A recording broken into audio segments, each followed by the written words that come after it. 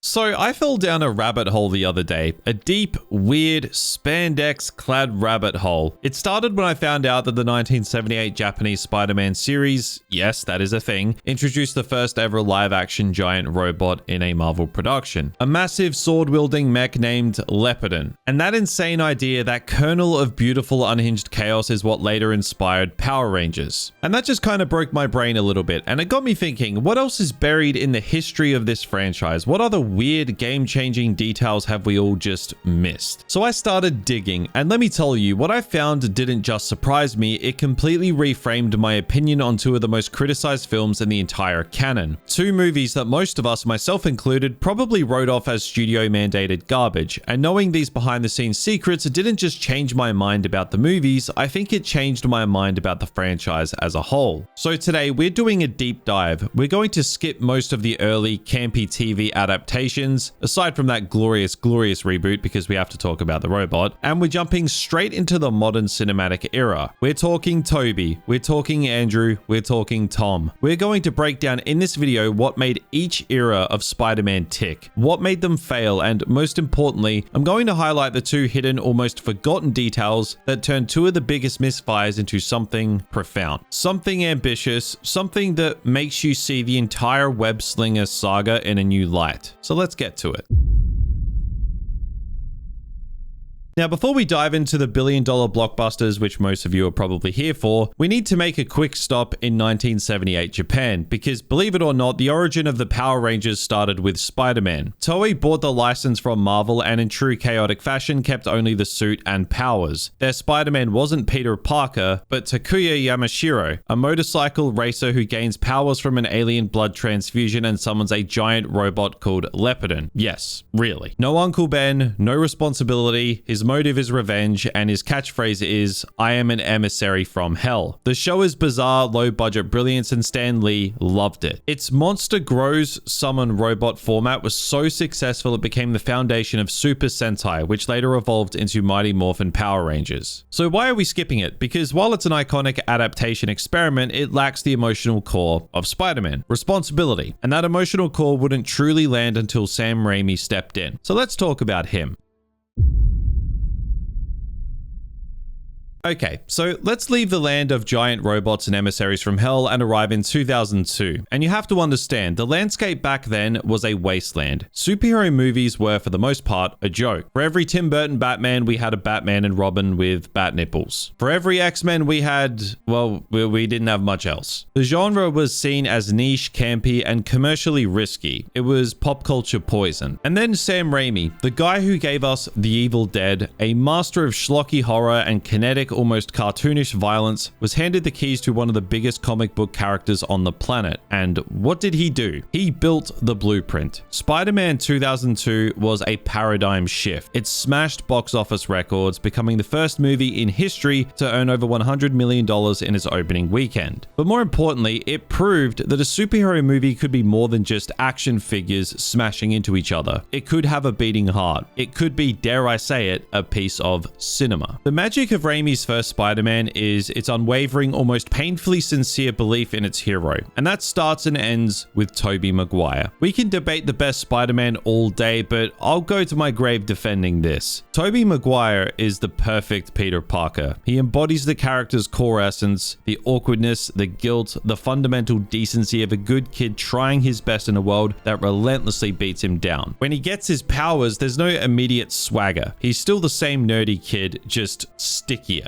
His journey is about learning to carry an impossible weight, which is still there despite all of the superpowers. It's a performance built on subtlety. The hesitant glances, the slumped shoulders, the quiet pain in his eyes. He sells the idea that this incredible power is first and foremost a burden. And the origin story is handled with a kind of classical, almost mythic grace. It's simple, it's effective, and it hurts. The death of Uncle Ben is the emotional anchor for the trilogy, and the film's ending, man, that ending is brutal. brutal. After all he's been through, Peter finally has a shot at happiness with Mary Jane, and he turns it down. Not for some grand universe-saving reason, but to protect one person. It's a quiet, heartbreaking sacrifice that establishes the central theme of this universe, being Spider-Man is a curse. A noble curse, but a curse nonetheless. He walks away from her at a gravesite, literally turning his back on love to embrace his lonely duty. It's a profoundly sad ending for a blockbuster, and it trusted the audience to understand that heroism isn't always a victory parade. Now, it's aged in some interesting ways. The Green Goblin suit looks like something a Power Rangers villain would reject for being too silly. It's a static, emotionless mask that completely neuters the actor underneath, and that actor is Willem Dafoe, giving a god-tier, unhinged performance as Norman Osborn that is almost completely sabotaged the moment he puts his helmet on. The man is having a full-blown schizophrenic breakdown, arguing with a demonic reflection of himself in a mirror, and it's terrifying. He's chewing every piece of scenery and making it a gourmet meal. Then he puts on that bloody plastic helmet, and all of that nuance is pretty much gone, replaced by a generic villain voice. It's one of the great casting triumphs and costume design failures in cinematic history. The CGI, especially during the swinging scenes, can look like a PlayStation 2 cutscene, and the dialogue is dripping with a kind of early 2000s cheese that can be both charming and a little cringeworthy. But that's the thing about Raimi's vision. He embraces the camp. He leans into the melodrama. It's a comic book brought to life with all of its vibrant colors, exaggerated emotions, and operatic stakes. Raimi came from the world of horror, and we can see it in the DNA of the film. The goblins attack on the Daily Bugle with smoke and monstrous laughter feels like a scene from a slasher movie. Supervillain? No, he's literally a boogeyman, and Raimi knows exactly how to shoot that. Underneath all the 2000s camp is a story with a timeless emotional honesty. It's about a boy becoming a man by accepting a responsibility that he never asked for. And in 2002, that felt revolutionary. And then came Spider-Man 2. And this was a masterpiece. Not just one of the best superhero movies ever made, but one of the great cinematic explorations of identity and sacrifice, period. Roger Ebert, a man who famously had little patience for blockbuster nonsense, called it the best superhero film he'd ever seen. And he was right, because Spider-Man 2 takes the promise of the first film and elevates it to high art. The movie is a relentless assault on Peter Parker. What at first might look like he's just having a bad week, later reveals that his entire existence is a slow-motion catastrophe. He's a human punching bag. His life is falling apart at every conceivable seam. He's failing college. He's broke. He gets fired from his pizza delivery job in a hilariously tragic sequence. His best friend hates him. The woman he loves is marrying someone else. And to top it all off, his powers are failing him. The film poses a simple, brutal question. What if being a hero destroys the man behind the mask? What if the sacrifice is just too great? It's a psychological deep dive, linking his failing powers directly to his wavering will. He doesn't want to be Spider-Man anymore, so his body literally starts rejecting the role. It's a brilliant piece of storytelling. This is Peter's great existential crisis, and it's the most compelling internal conflict in superhero cinema. He gives it up, he chooses himself, and for a moment, it's wonderful. He starts passing his classes. He reconnects with MJ. He can finally just be. But the city needs its hero. The crime rates skyrocket, and Peter is haunted by the choice he's made. The film shows that true heroism is about the choice to use superpowers, even when it costs you everything. And that brings us to the villain. Alfred Molina as Doc Ock is, without a shred of hyperbole, perfect casting. A brilliant, passionate scientist. A good man, a mentor figure to Peter, who suffers a horrific tragedy that fuses 4 sentient, artificially intelligent tentacles to his spine. It's body horror straight out of Raimi's playbook. The scene in the hospital where the tentacles awaken and slaughter the surgeons is pure horror. It's Raimi reminding us where he came from. Doc Ock is a metaphor for ambition corrupted, a dark mirror of what Peter could become if he let his powers consume him. And the practical effects for his tentacles, a combination of puppetry and CGI, still look good today. They feel real, weighty, and menacing in a way that pure CGI rarely achieves. They have personality, they whisper to him, they manipulate him, they are a character unto themselves. And the train sequence. It's just a perfect culmination of the film's themes. It's brutal, it's desperate, and it's one of the most heroic moments ever put to film. Spider-Man, his mask torn, his body broken, gives every last ounce of strength to save a train full of innocent people. And when he collapses, what do those people do? They don't run, they don't scream, they catch him. They see the boy under the mask. He's just a kid, one of them says. And they protect him. They hand him back his mask and promise not to tell anyone his secret. It's a moment of profound, reciprocal heroism. He saves them and they save him right back. In that moment, he's their hero. He belongs to the people of New York. Spider-Man 2 is the peak. It's a thematically coherent, emotionally devastating, and perfectly paced film that understands its hero on a molecular level. And then came Spider-Man 3. Well, for years, this film has been the poster child for sequel bloat. The punching bag of the trilogy, too many villains, too many plot lines, weird tonal shifts, emo Peter dancing. It's a mess. A glorious, ambitious, fascinating mess. And for the longest time, I was right there with everyone else. I saw it as a catastrophic misfire, a tragic end to what was a near perfect duology. It felt like Raimi had lost his mind. And this is where we get to the first big perception shift I was talking about. This is the moment that started to unravel my entire view of this film. Because the truth is, Sam Raimi didn't lose his mind. He just lost control. Here's the little known fact that changes everything. Sam Raimi never wanted Venom in this movie. His original vision for Spider-Man 3 was a much more focused personal story. It was meant to be about Peter, Harry, and Sandman. The central themes were going to be pride, revenge, and ultimately forgiveness. Sandman was the emotional core, a sympathetic, tragic figure who was trying to save his sick daughter. Harry's arc as the new Goblin was the culmination of 2 films of friendship and betrayal. That was the movie Raimi wanted to make. It was going to be an intimate, character-driven finale. But a studio executive, producer Avi Arad had other ideas. He saw the popularity of Venom in the comics, and more importantly, he saw dollar signs. He saw the potential for a new cool villain and, crucially, a new action figure. A hero in 2 different costumes? That's a toy manufacturer's dream. He infamously told Raimi that the fans wanted Venom, and he forced him to cram the character into a story that had absolutely no room for him. Raimi hated the idea. He's gone on record saying he never understood the character of Venom. He didn't connect with him. To him, Venom was just a monster without humanity, a stark contrast to the tragic, complex villains he loved to create. But he was contractually obliged to do it. So he and his brother had to tear their script apart and clumsily stitch the symbiote and Eddie Brock into an already crowded narrative. Suddenly, knowing this, the film doesn't look like a creative failure anymore. It looks like a film at war with itself. We can literally see the 2 different movies fighting for screen time. On one hand, we have Raimi's movie, the quiet, poignant story about Flint Marko turning into Sandman, a visual masterpiece of a scene that is still breathtaking. You've got a story about Peter finally learning the truth of his uncle's death and having to choose forgiveness over vengeance. And on the other hand, we have the studio's movie, the rushed, underdeveloped Venom storyline. Topher Grace does his best, but the character feels tacked on because he was tacked on. The symbiote latches onto Peter, turns him into a cringe-inducing caricature of a bad boy, and then jumps to a rival photographer who we barely know and care even less about. The entire character arc for Eddie Brock is compressed into a handful of scenes. He goes from slimy workplace rival to murderous alien monster in the blink of an eye. There's no time to build sympathy, no time to understand his rage. He's just a plot device. When I watch the film through his lens, its flaws don't disappear, but they make a hell of a lot more sense. The bloated runtime, the chaotic pacing, the feeling that nothing has room to breathe, it's all a symptom of this forced creative compromise. It's not a bad movie, it's a good movie that had a second mediocre movie surgically attached to it against its will. And the crazy thing is, even with this studio-mandated tumor growing on its side, Raimi's core themes still managed to shine through. The film is fundamentally about the danger of pride and the necessity of truth. Peter, high on the city's adoration, lets the symbiote amplify his arrogance. He hurts MJ, he alienates Harry, he becomes the one thing he never was, a bully. The infamous emo Peter sequence, as meme-worthy as it is a genuinely effective, if comically over-the-top depiction of a nerdy kid's idea of what it means to be cool and edgy. It's supposed to be pathetic because he is pathetic at that moment. He thinks strutting down the street and doing finger guns is the peak of confidence, and it's a perfect, cringy reflection of his corrupted ego. Now, the story of Sandman, the idea that the man who killed Uncle Ben was not a monster but a desperate father, is a powerful, complex idea. And the film's climax, the true emotional climax, is Peter forgiving Flint Marko. It's the culmination culmination of his entire 3-film arc, moving from a boy driven by vengeance to a man who understands empathy. It's a quiet, understated scene in the middle of all the chaos, and it's pure Raimi. And Harry's sacrifice, even when I see it now, it still hits hard. After a ridiculous amnesia subplot, another likely casualty of the script rewrites, Harry is finally freed from his father's shadow when his butler, in a criminally late but crucial moment, tells him the truth. Norman Osborn killed himself. His father was the monster. Freed from that hatred, Harry chooses to save his best friend, dying in his arms. It's pure operatic melodrama, and it's peak Raimi again. So is Spider-Man 3 a mess? Absolutely. It's a structural train wreck, but is it a disaster? No. Not when you understand the context. It's a film that was sabotaged from within, but its director fought like hell to keep its heart intact. It's emotionally consistent, thematically rich, and despite everything, it's still a film about sincerity. And watching it now, I don't feel disappointed. I feel a weird sense of respect for the beautiful broken thing it ended up being. It was the first, but certainly not the last time that we'd see a Spider-Man film buckle under the weight of studio expectations, and that in itself is a tragically fitting lesson.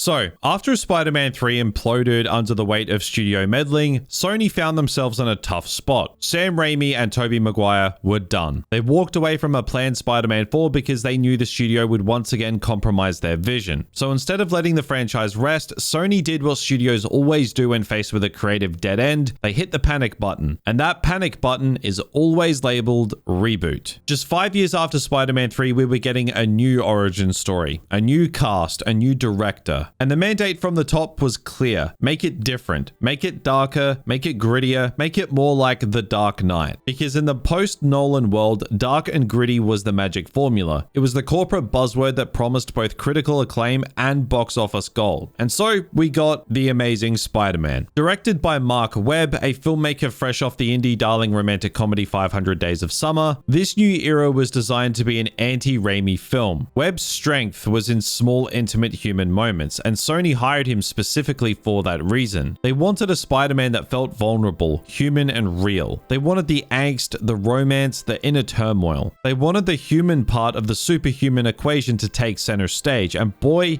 did they get it, starting with their leading man. Let's just get this out of the way. Andrew Garfield is a phenomenal Spider-Man. He's a lifelong, die-hard fan of the character, and I can feel that passion, that deep, almost spiritual respect for the source material in every frame. He absolutely nails the wisecracking, almost arrogant confidence of Spider-Man from the comics. The guy who uses humor as a defense mechanism, who taunts criminals not just because he can, but because he's a terrified teenager trying to hide it. His physicality is incredible. He moves with a lanky, arachnid-like grace that no other actor has quite captured. His Peter Parker was a point of contention. Some people said he was too cool, too handsome, and just not nerdy enough, and yeah, he's not the classic downtrodden nerd that Tobey Maguire was. He's a different kind of outcast. He's the awkward, sarcastic, emotionally raw kid who hides behind a skateboard and a camera. He's more of a recognizable modern teenager wrestling with trauma and abandonment issues. It's a more introspective, emotionally transparent take on the character. This Peter is not just a victim of circumstance, he's actively searching for answers about his parents, driven by a deep-seated wound that predates the spider bite. It's a fundamental shift in the character's motivation from responsibility to identity. But the undeniable heart of this duology is the chemistry between Andrew Garfield and Emma Stone as Gwen Stacy. I don't want to call it just a good on-screen romance. It's close to the gold standard. It feels real in a way that superhero movie relationships almost never do. Their conversations are filled with awkward pauses, charming stammers, and improvised moments that feel like we're eavesdropping on two people genuinely falling in love. Now, it did help, of course, that the actors were dating in real life, but it's more than that. It's a testament to Webb's direction. He puts their relationship front and center. The first film takes a full 55 minutes before Peter even puts on the suit. Because for Webb, the real story was about the boy and the girl trying to navigate the impossible circumstance thrown at them. And Gwen Stacy, in this version, is not a damsel in distress. Not even close. She's smarter than Peter. She's his scientific equal. She's an active participant in his journey. She figures out the lizard's plan. She synthesizes the antidote. She's a hero in her own right, and their relationship is a partnership of equals. She calls Peter out on his bullshit. She changes him. She supports him. She feels like a fully realized person. It's the best and most believable romance in any comic book adaptation. So, the central relationship is perfect. The lead actor is passionate and brilliant. So, what went wrong? Well, the plot. The Amazing Spider-Man suffers from a crippling case of what I call reboot syndrome. It's so preoccupied with justifying its own existence with being different from the Raimi films that it forgets to just tell a compelling story. We have to sit through the spider bite again. We have to sit through the death of Uncle Ben again. And while the film finds new emotional beats within these moments, Peter's selfishness leading directly to his uncle's death feels much more direct and painful here. It's still treading familiar ground. The decision to use mechanical web shooters was a nod to the comics too, but it felt like a superficial change designed to signal that this isn't your dad's Spider-Man. The film is also visually drab. In its quest for realism, it adopts a dark, muted, almost colorless palette. It's a sea of grays and dark blues which feels completely at odds with the vibrant character it's adapting. And the central mystery about Peter's parents, it's a narrative thread that promises big revelations but ultimately just leads to more questions. A classic case of setup with no payoff. The whole Chosen One narrative, the idea that Peter was destined to become Spider-Man because of his father's research, felt like a fundamental misunderstanding of the character's everyman appeal. He's supposed to be a kid from Queens who gets lucky, or unlucky, depending on how you look at it. He's not the heir to a scientific dynasty. But despite these flaws, the film has a soul. The emotional core is so strong that it almost papers over the narrative cracks. The scene where Spider-Man uses a network of crane operators to swing to Oscorp is a beautiful, if a little cheesy, depiction of how his heroism inspires the city. And the smaller character moments like the evolution of Flash Thompson from a one-note bully to a kid who genuinely grieves with Peter shows a level of care and nuance that was often missing from the broader strokes of the plot. It was a flawed but promising start that led to The Amazing Spider-Man 2. Now, if Spider-Man 3 was a film at war with itself, The Amazing Spider-Man 2 was a full-scale corporate invasion. This is one of the most infamous examples of a studio cannibalizing its own movie in a desperate attempt to build a cinematic universe. The MCU was a juggernaut by this point, and Sony wanted a piece of that shared universe pie, and they were willing to sacrifice a coherent story to get it. The film is an absolute chaotic mess. It's juggling Peter and Gwen's on-again, off-again romance, the mystery of Peter's parents, the introduction of Harry Osborn and his hereditary disease, the origin of Electro, and a rush setup for the Green Goblin, all while trying to lay the groundwork for a Sinister Six spin-off movie. It's a 2.5-hour trailer for a franchise that would never exist. There were even more subplots that were cut, including the introduction of Mary Jane Watson, played by Shailene Woodley. Her scenes were completely removed to streamline the narrative, which tells us just how overstuffed this thing was to begin with. And the villains are a prime example of this mess. Jamie Foxx's Electro starts as a tragically lonely, mentally unstable nerd, a caricature of insecurity. It's a decent idea on paper, but the execution is so over the top that it becomes laughable. Then he gets superpowers and turns into a generic blue-skinned CGI monster who seems to want revenge on Spider-Man because he forgot his name. It's just paper thin. And Harry Osborn's transformation into the Green Goblin is so rushed that it gives you whiplash. He goes from a strange childhood friend to dying rich kid to cackling supervillain in the span of about 20 minutes. The film's tone is also all over the place. It lurches wildly from a genuinely touching romantic drama to a goofy, almost cartoonish action movie. Paul Giamatti's cameo as the Rhino, screaming in a thick, comical Russian accent, feels like it's from a completely different film. It's a movie that wants you to weep at the tragic death of a beloved character and then laugh at a guy in a giant mechanical rhino suit 5 minutes later. For years, this was my definitive bad Spider-Man movie, worse than Spider-Man 3. It felt cynical, corporate, and creatively bankrupt. And then I learned something. The second perception shift. This one is a combination of things, but it boils down to this. Marc Webb, Andrew Garfield, and Emma Stone knew the script was a mess. They knew the studio was stuffing it with nonsense, and so they fought. They fought to protect the one thing they knew worked, the emotional truth of Peter and Gwen. And here's the detail that started it all for me, the music. Hans Zimmer's score for this film is this bombastic, experimental, almost unhinged rock opera. And for Electro's theme, he and his team created this weird schizophrenic dubstep track where we can hear whispers. Those whispers are Jamie Foxx's inner monologue, the voices in his head. Zimmer literally composed the character's psychosis into the score. It's a bizarre, audacious creative choice. It doesn't entirely work, but they tried something. They were swinging for the fences. The main theme itself is built around a literal ticking clock, which is a constant reminder of the film's central theme. Time is running out. It's a level of thematic integration that the script itself could only dream of. But the real revelation is about the heart of the movie. Most of the dialogue between Peter and Gwen was improvised. Garfield and Stone had such an incredible connection that Webb would just let the cameras roll, capturing their natural, authentic banter. He was trying to preserve that sliver of human truth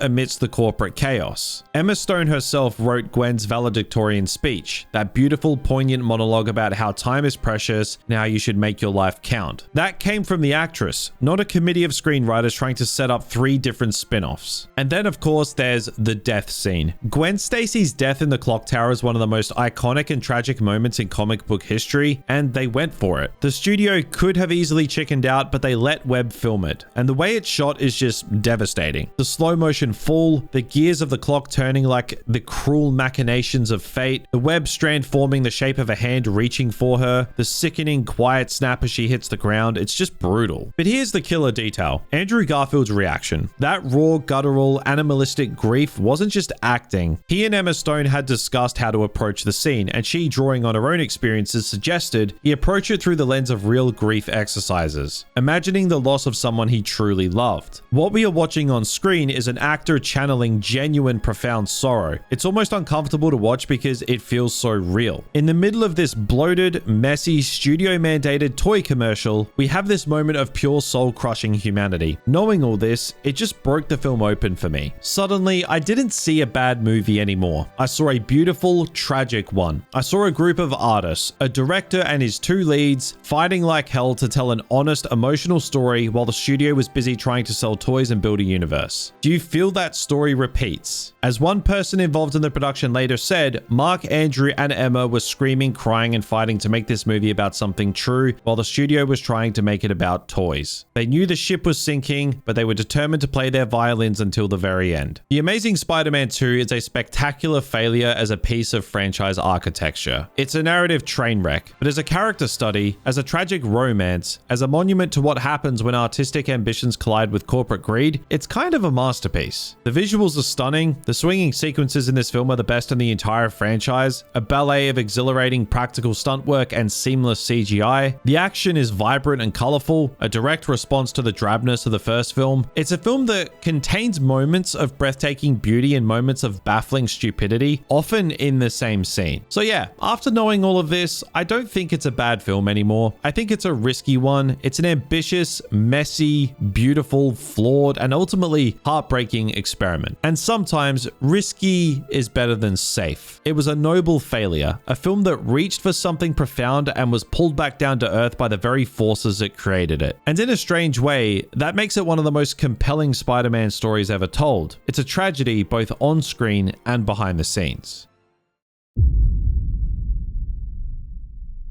So The Amazing Spider-Man 2 underperforms, the reviews are brutal, and the grand plans for a Sinister Six cinematic universe evaporate into thin air. The studio is once again at a creative dead end, but this time they don't hit the reboot button. They make a phone call to the one man who had seemingly cracked the code for building a successful cinematic universe, Kevin Feige. And just like that, after years of being stranded on his own corporate island, Spider-Man came home to the MCU. His debut in Captain America Civil War is without a doubt one of the best character introductions in the history of the genre. It's almost perfect. In a single 10-minute scene, Marvel Studios managed to distill the absolute essence of Peter Parker. We see his shabby Queen's apartment, the dumpster diving computer, the endearingly terrible homemade suit with the goofy expressive eyes. We see a kid who is genuinely, hilariously overwhelmed by the presence of Tony Stark. A kid who is just trying to do the right thing on a shoestring budget. He's not driven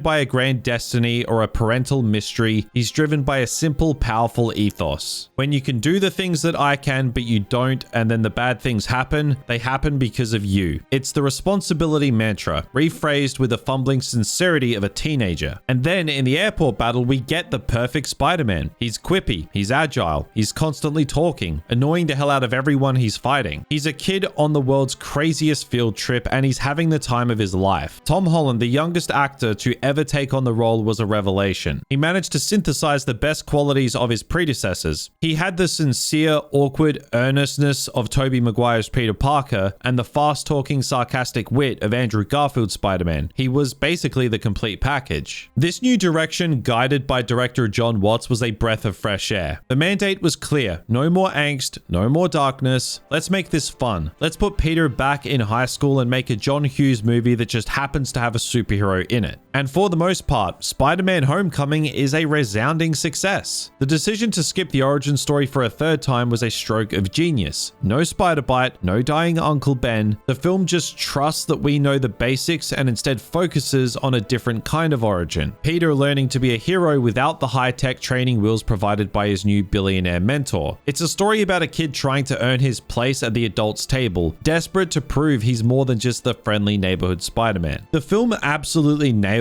the high school energy. The supporting cast is also fantastic. The stakes are refreshingly small scale, and Michael Keaton's Vulture is one of the best villains in the entire MCU. He's not a world-conquering megalomaniac. He's a blue-collar guy, a working-class dude who got screwed over by the system and decided to take matters into his own hands. He's a dark reflection of the little guy, just like Peter. The reveal that he's the father of Peter's prom date is also a great twist, a moment of genuinely skin-crawling tension. The car ride to the dance is more suspenseful than most of Marvel's third-act CGI battles. But there was a catch. A big, ironclad, multi-billion-dollar catch. In bringing Spider-Man into the MCU, they also tethered him to its biggest star, Iron Man. And for many, this was the central flaw of the Holland Era. This was Iron Boy Jr. His suit was a Stark creation, complete with an AI assistant. His primary motivation for two full movies seemed to be impressing his surrogate father figure. It felt like a betrayal of the character's core identity as a self-made, resourceful hero who built his own gadgets out of scrap parts. He was an Avenger in training, and the neighborhood part felt like it was being phased out in favor of global cosmic threats. And this problem became a full-blown crisis in Spider-Man Far From Home. I'm just gonna say it, Far From Home is a narrative mess. It's a film that fundamentally misunderstands its hero on almost every level. Coming off the universe-altering trauma of Endgame and the death of his mentor, what does Peter do? He goes on a European vacation and actively tries to ghost Nick Fury, shirking all responsibility so he can try to woo MJ. It's a bizarre and frustrating character choice that feels like a regression from the lessons he learned in Homecoming. The whole world is asking who's going to be the next Iron Man, and Peter's answer is not it. But the real character assassination is reserved for Tony Stark. The central conflict revolves around a piece of Stark technology called Edith, a global defense network that Tony, for some inexplicable reason, decided to bequeath to a 16-year-old kid. And the villain Mysterio is another disgruntled ex-Stark employee who claims Tony stole his technology. The film essentially retroactively paints Tony as a negligent, reckless egomaniac, all in service of a plot that requires Peter to be incredibly, unbelievably stupid, handing over a multi-billion-dollar death drone network to a guy you just met because he seems nice. It's a moment that just breaks the brain. It's a plot driven by idiocy, and Jake Gyllenhaal is having a blast as Mysterio, and the illusion sequences are visually spectacular, a genuine highlight of psychedelic mind-bending horror. Like, they are a masterclass in visual storytelling, but the narrative scaffolding holding it all up is rotten to the core. The film feels like filler, a low-stakes vacation episode designed to bridge the gap between two Avengers movies. It was the moment where the Iron Boy Jr. problem became almost unbearable. Peter Parker had been completely subsumed by the MCU machine, his own agency sacrificed at the altar of interconnected storytelling, but then came Spider-Man No Way Home. Now, this film had an impossible task. It had to resolve the cliffhanger of Peter's identity being revealed, it had to continue his journey within the MCU, and most audaciously, it had to serve as a crossover event for 3 generations of Spider-Man cinema. The potential for this to be a lazy, cynical nostalgia bait cash grab was astronomical. And the first act of the film, yeah, it teeters dangerously close to that. The inciting incident is just silly again. Peter, Ned, and MJ can't get into college because of Peter's secret identity, so his first thought is to ask a wizard to perform a brainwashing spell on the entire planet. It's an incredibly selfish and reckless decision that forces characters to act in ways that feel completely out of character just to get the multiversal plot moving. Doctor Strange, the Sorcerer Supreme, who witnessed the cost of tampering with reality, agrees to this plan with shocking ease. It's a clunky and contrived setup. But then the villains start showing up.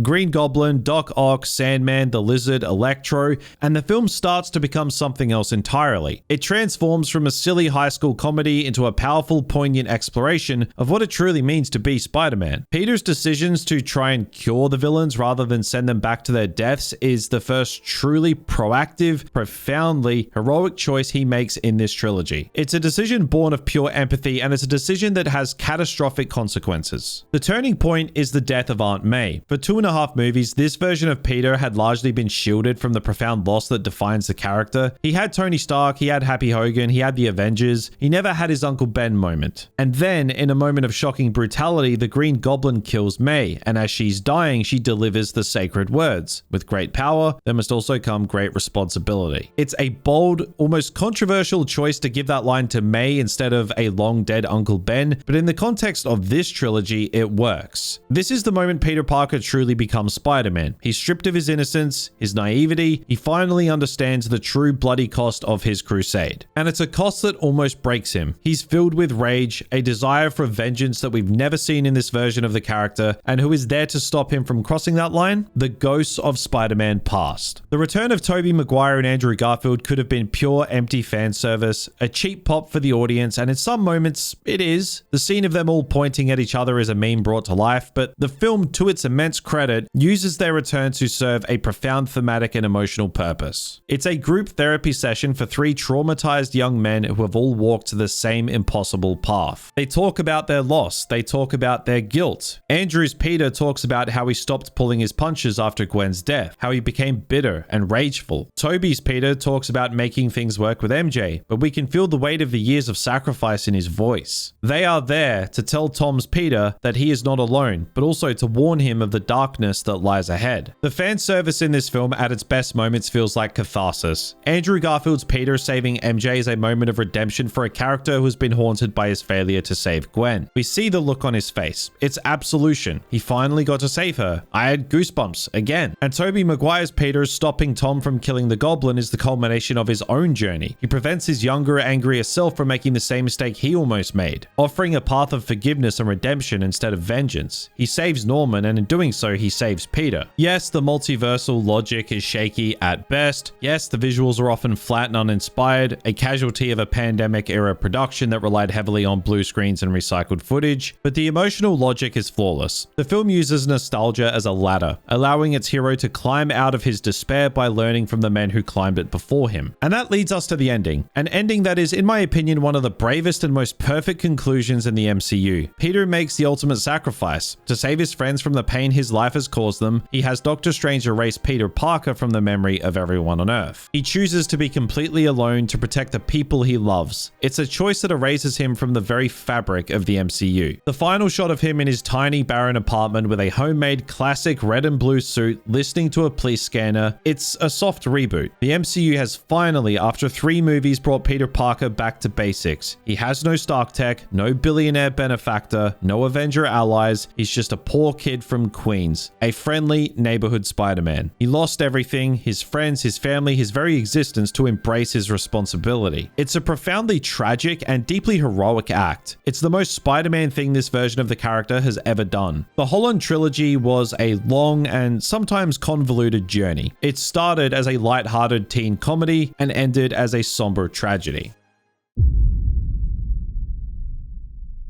So, after a journey through 20 years of cinematic history, it's clear that each era was a reflection of its time. Raimi's trilogy was born in a post-9/11 world that needed a hero who was unshakably decent, a hero who was pure of heart even when the world was dark. His films are a testament to sincerity, a belief that even in the face of cynicism, goodness could prevail. He gave us the definitive lesson on responsibility. Webb's duology arrived in the shadow of Christopher Nolan's Batman, a time when audiences craved realism and psychological depth. His films tried to ground the fantastic, to explore the trauma and the emotional fallout of a life defined by secrets and loss. He gave us the definitive superhero romance and a brutal, unforgettable lesson in sacrifice. And Holland's Era is the product of the interconnected, franchise-driven world of the MCU. His journey was about finding his own identity amidst a universe of titans. He started as the kid's sidekick, the apprentice, and had to navigate the complexities of mentorship and legacy before finally, through profound loss, embracing the lonely path of a true hero. hero. He gave us the definitive lesson on self-sacrifice. Responsibility, sacrifice, self-sacrifice, it's an evolution, a natural progression of a single powerful idea told through 3 different lenses. But the real journey for me, the thing that sparked this whole deep dive, was about reevaluating what I thought they did wrong. And it all comes back to those 2 films, Spider-Man 3 and The Amazing Spider-Man 2. The black sheep, the franchise killers, the films that for years I had written off as messes of corporate greed and creative bankruptcy. Learning about the behind-the-scenes battles on these films, it changes a lot. Knowing that Sam Raimi was forced to shoehorn Venom into Spider-Man 3 against his will, that he fought to keep the film's emotional core of forgiveness intact amidst the studio-mandated chaos, it recontextualizes the entire movie for me. It's no longer a creative failure, but a testament to an artist's resilience. You can literally see Raimi's sincere, heartfelt movie fighting for its life against the soulless product the studio wanted to sell. The film's messiness is no longer a sign of incompetence. In fact, it's a scar. It's evidence of the battle that was fought. And knowing that Marc, Webb, Andrew Garfield, and Emma Stone were essentially conducting an emotional insurgency on the set of The Amazing Spider-Man 2, improvising scenes and fighting to preserve the human truth of Peter and Gwen's story while the studio was busy building a universe out of spare parts, it makes the film heartbreakingly beautiful. It's a tragedy on 2 levels, the one we can see on screen and the one we know happened behind the camera. It's a film with a heart that was tragically encased in a cynical corporate shell. These 2 movies, the ones I considered the worst, suddenly just became more fascinating. A struggle between art and commerce, between a director's vision and a studio's spreadsheet. And ironically, it's these failures that had the most profound impact on the franchise's trajectory. The creative fallout from Spider-Man 3 directly led to the reboot, giving us the Webb era. The commercial failure of The Amazing Spider-Man 2 and its aborted cinematic universe directly led to the historic deal with Marvel Studios, giving us the Holland era. Even the narrative failures of a film like Far From Home, with its over-reliance on the Iron Boy Jr. trope, created a problem so significant that the only way to solve it was the radical universe-breaking catharsis of No Way Home. It's the imperfections, the missteps, the glorious failures that have consistently pushed this character forward. The perfect films like Spider-Man 2 set a standard, but the broken ones, the ones that stumbled and fell, are the ones that force the franchise to get back up, learn from its mistakes, and try again in a new and interesting way. Maybe the real magic of Spider-Man isn't about perfection. Maybe it's about finding the one definitive flawless version. We've spent 2 decades debating who was the best, which movie was the pinnacle. But what if we've been asking the wrong question? Maybe the real magic of Spider-Man is identity. Not a fixed singular identity, but a fluid, evolving one. Each version, from Raimi's earnest hero to Webb's tormented soul to Holland's lost boy, was a valid and necessary interpretation of that identity. Each one, even and especially the worst ones, took risks. They failed. They were compromised. They were imperfect. And that's exactly what being Spider-Man is about. It's not always about winning. It's not about being flawless. It's about being a kid from Queens who is given an impossible burden and does his absolute best. Day after day, knowing that he will fail, that he will lose people he loves, that he will be misunderstood and reviled. It's about getting knocked down again and again and again and still finding the strength to put the mask back on. It's about failing, getting back up and trying again. The history of this franchise on screen is just a perfect, unintentional meta-narrative of its own hero's journey.